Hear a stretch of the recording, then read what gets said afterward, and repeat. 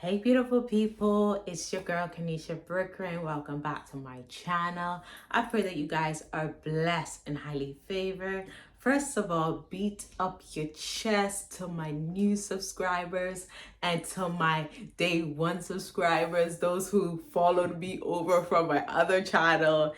And we committed here. We committed here, y'all. We committed here. If you don't know, I've been on YouTube for a very long time. But I was never really consistent on YouTube. Was very consistent on my Facebook, grew it over 100k followers. But I'm here now, being committed to YouTube, being committed to Instagram, being committed to Facebook. Gonna try and jump on TikTok. But my goal, other than growing, which I will love to grow, so you can help me to grow by subscribing, by sharing, by being a part of the conversation and commenting. All right. But beside growing, my main goal is to change the mind of my ladies, to grow the mind and increase our consciousness, increase our intellect, increase our awareness so that we can become the queens in which we truly are. Because some of us, like I once was, are not on the level of consciousness and intellect that we have the ability to be.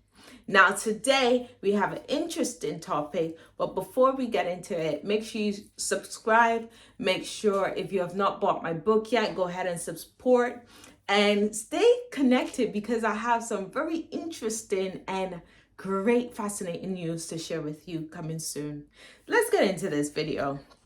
Okay, guys, I just saw this story on my news feed about Boris and Nicole right here. You guys can kind of look this story up here, what's going on. So let me give you a little bit of a backstory. So Nicole and Boris and another celebrity couple of theirs was having a sort of a Zoom date. And Nicole was breaking some things down about how she misses some of that energy, that single energy that Boris used to give her when they were dating, right? The text messages for no reason, the flirty energy, him coming up behind her and their celebrity friend, the guy responded to Boris like, "Hey Boris, I still do that." And Boris, who was eating, he looked just so unfazed and unbothered about her comment. When my man said that, Boris looked up and just said, "Okay." And I'm gonna tell you something. That okay told me everything I needed to know about that marriage, about that relationship. And I don't know, when I saw this video, I got it. Like, I got it on the male perspective, and then I also got it on the wife perspective because, hey, if you don't know, me and my husband's been together for 9 years and we've been married for 8. I get it. All right.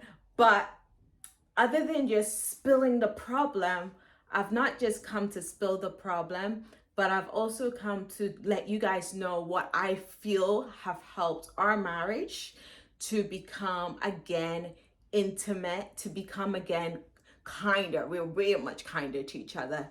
We're more loving, we're more understanding, we're more of a team now.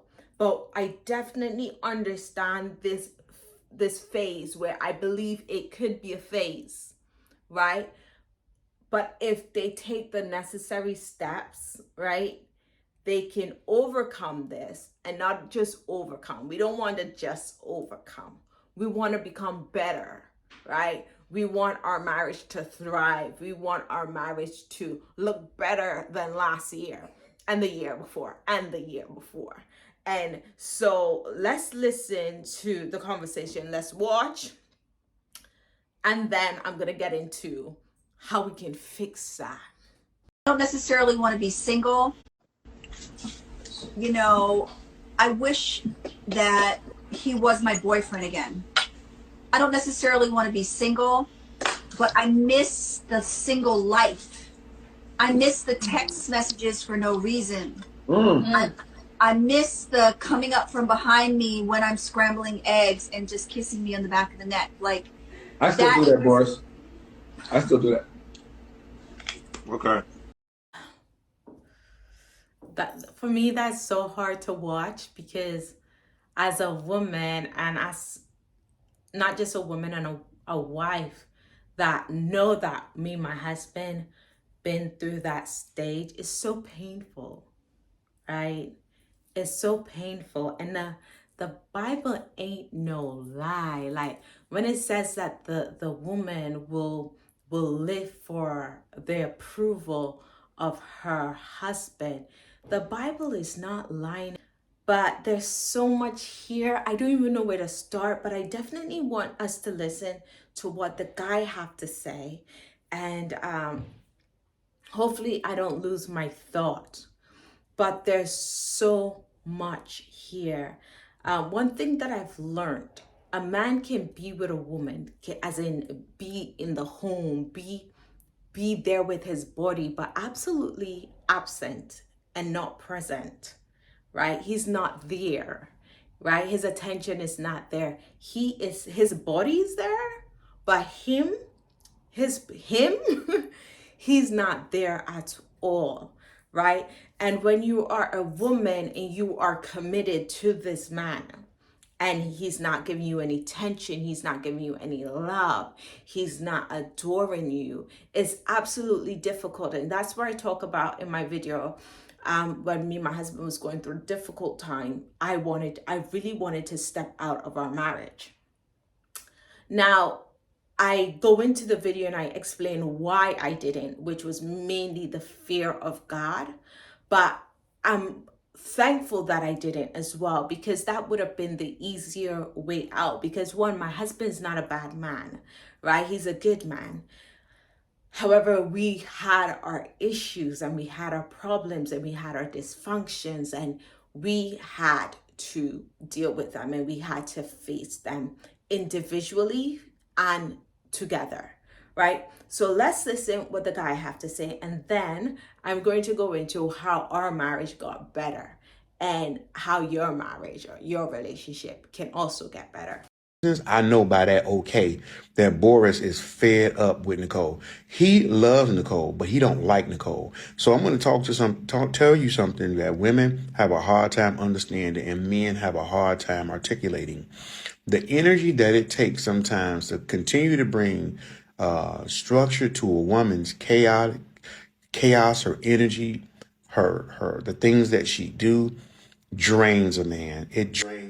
I have to stop it. I have to stop it, because one, what he's saying is true. And ladies, please, I'm asking you to just listen and hear me out, okay? Because all I want for my ladies and for our marriages is to thrive. All I want is for it to get better. So being with the same man for 9 years, trust me, I understand. I was not always married or in a relationship. If you know my story, I had 3 failed relationships before my marriage, and I became suicidal because I then also had 3 children with 3 boys because I was a girl.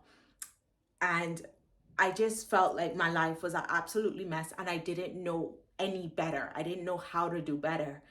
I surrendered my life to Christ and I committed. I mean, I submitted. I didn't want anything else. I didn't want no man. I didn't want no cigar. I didn't want no liquor. I didn't want no weed. I didn't want no sex.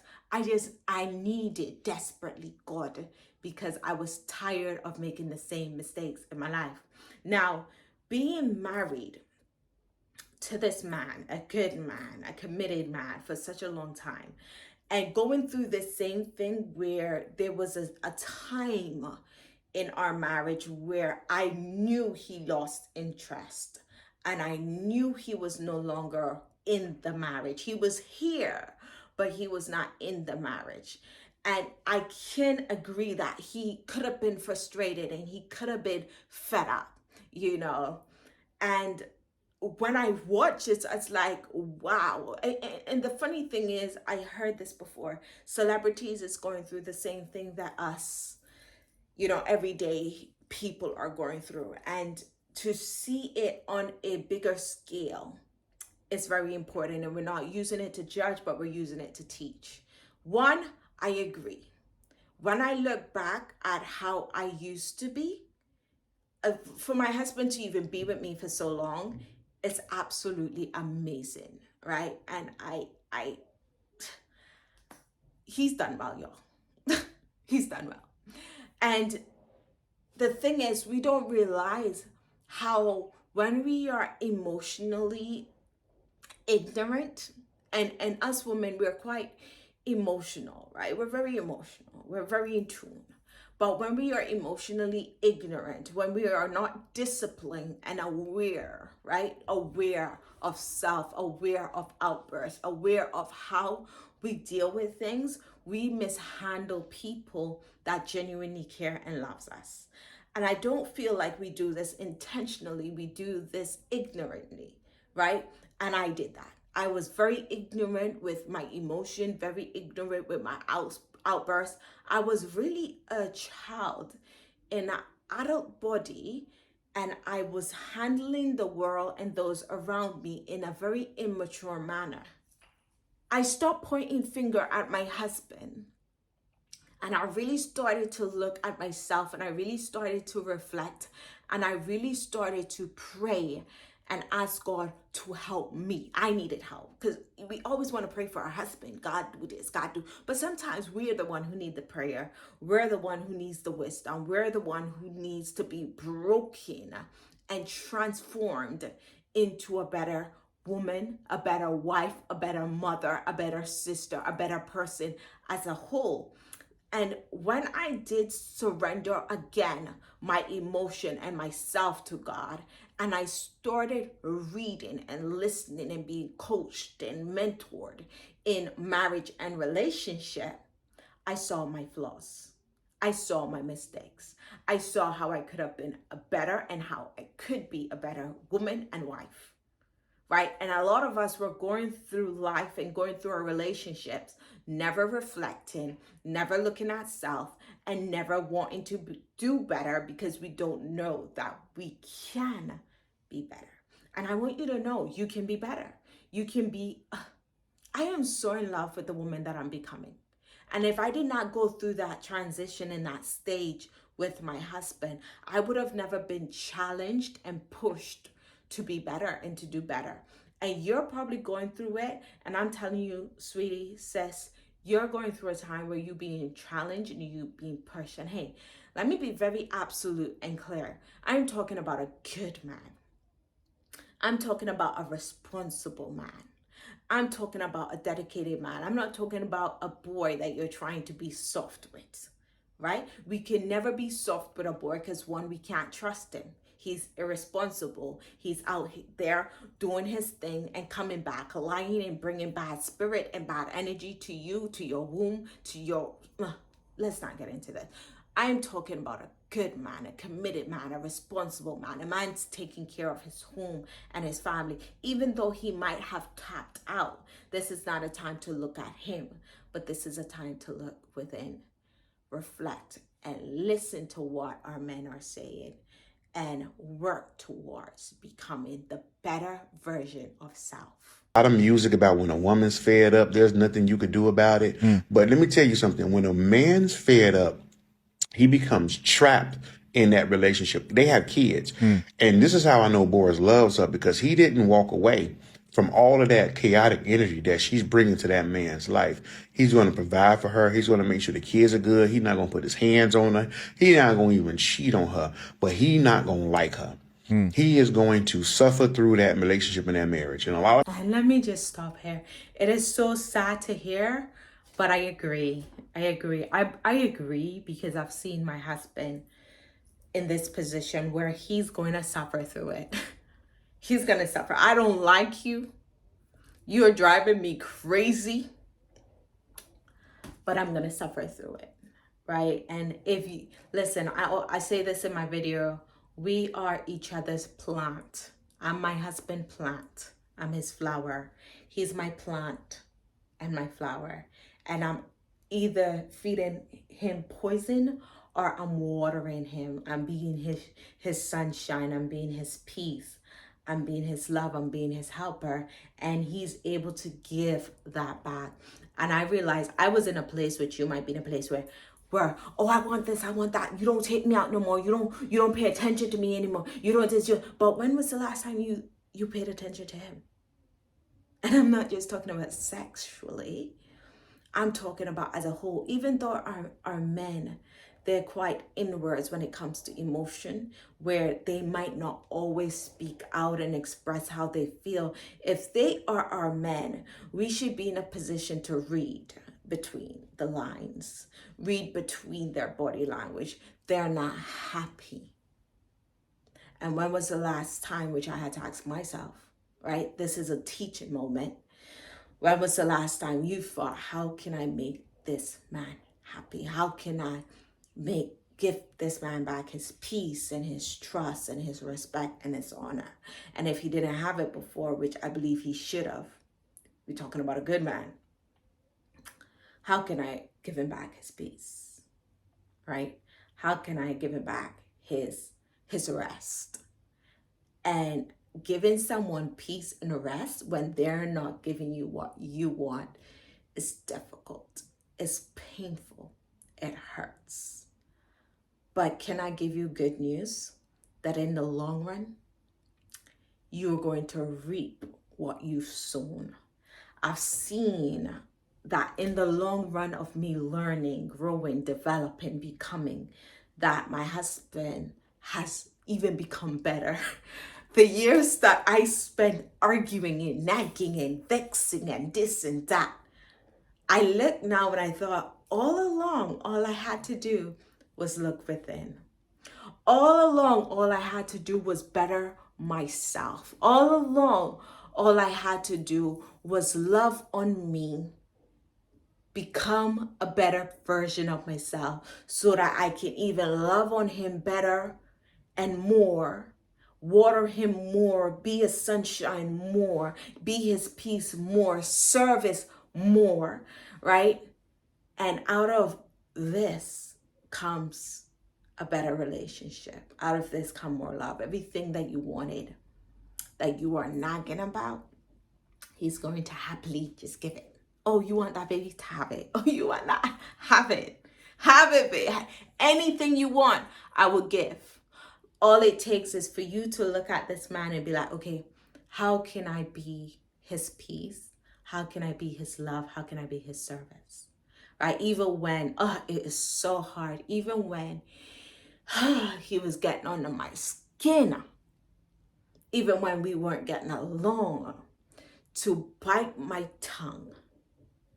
To control my emotions the best that I can. And to still serve and love and give peace. And to handle things better.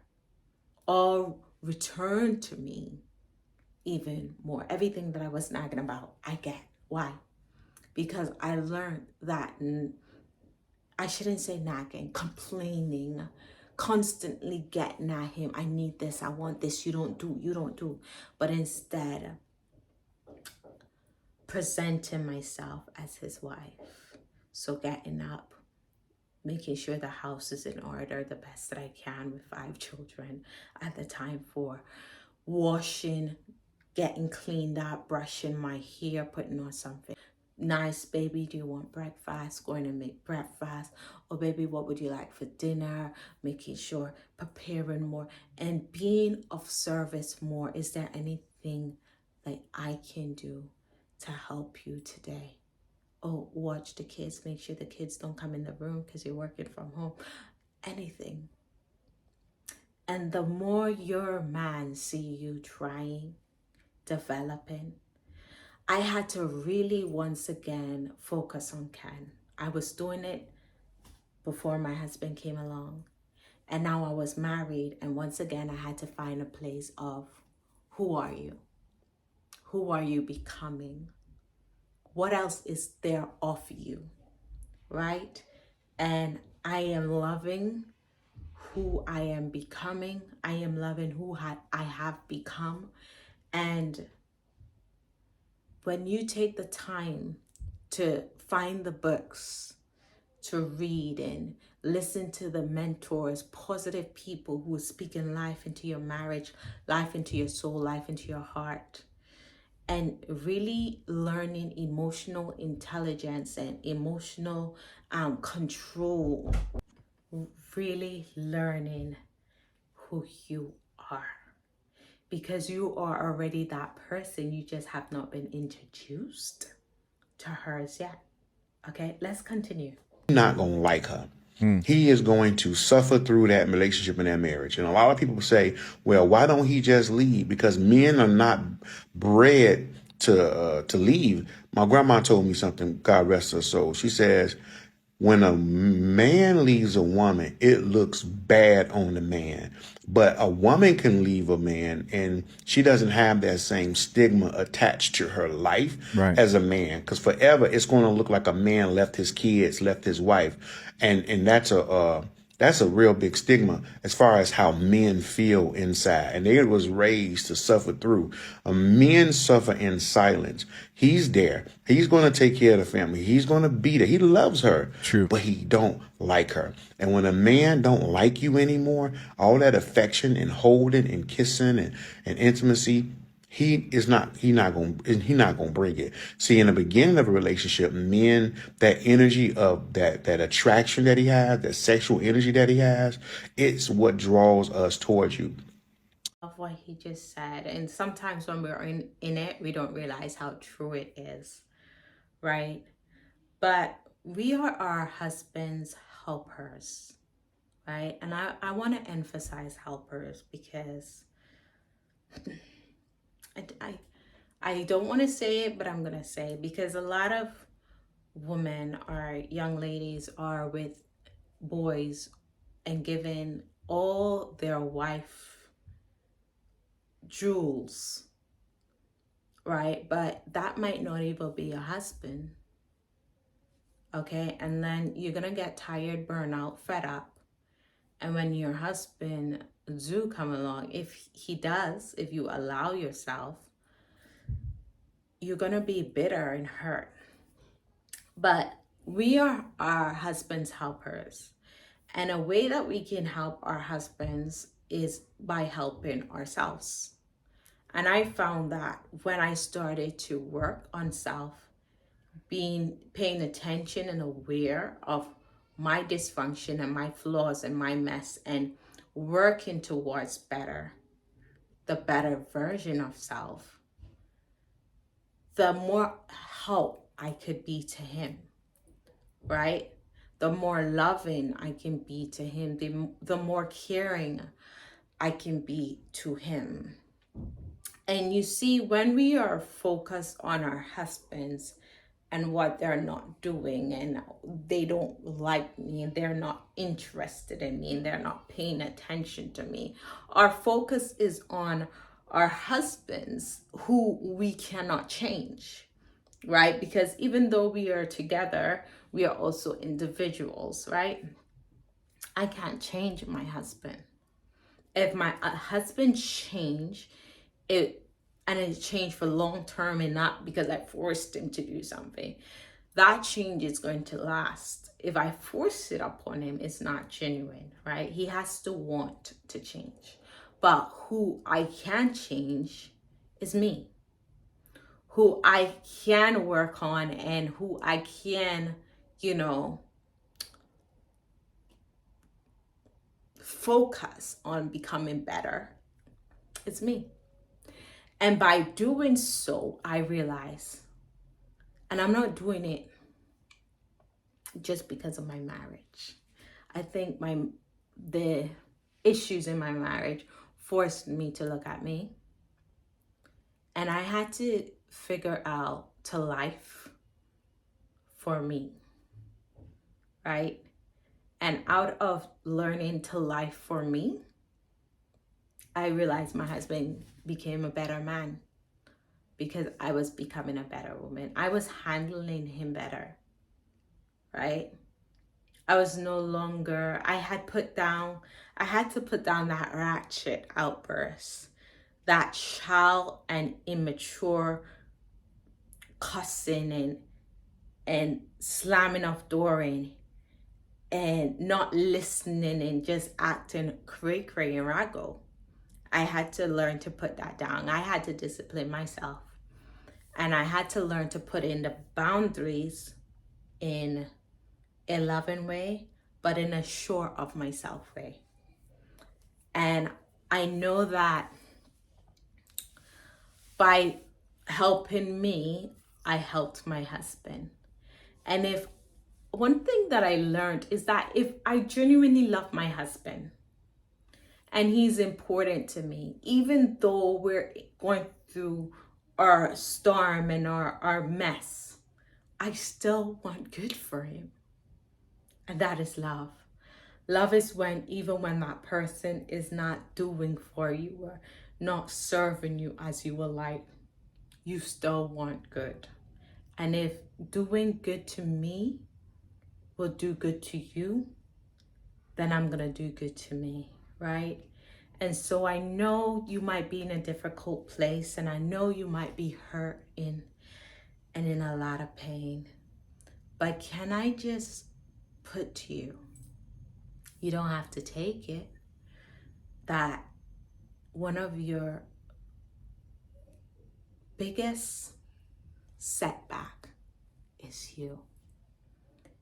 And you're blocking your blessings because you don't know better.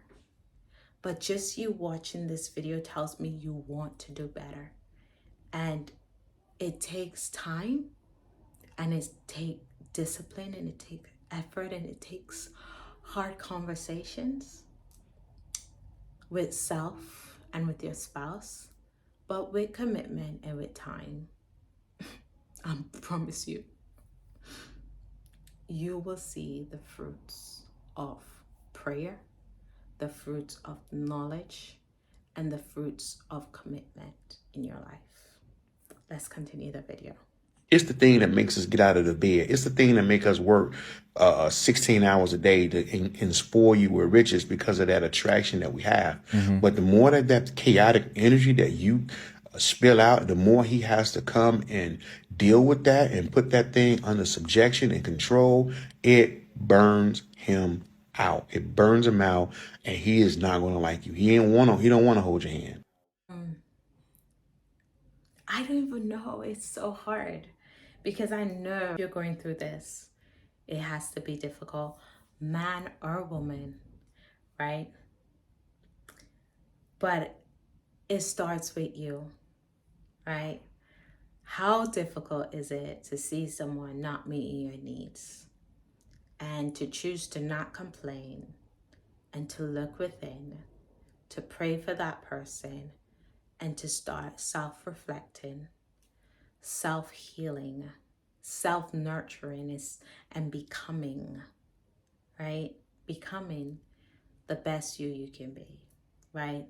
So I'm gonna give you some of the things that helped me, and I'm sure there's many other resources out there. Everything that I mentioned, I'm gonna link the links below, and hopefully you will be blessed. Now, let me grab some of the books that I have here. First of all, let me see. I couldn't find one of the books that we have here. Is that it? Oh, found it! Found it. Okay. These are just some of the physical books. I usually use Kindle.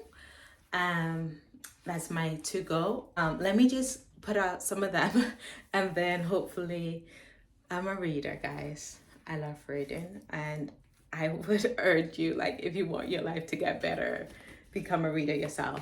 As a Man Thinketh, absolutely brilliant. I can read this book 10,000 times, and it's very thin.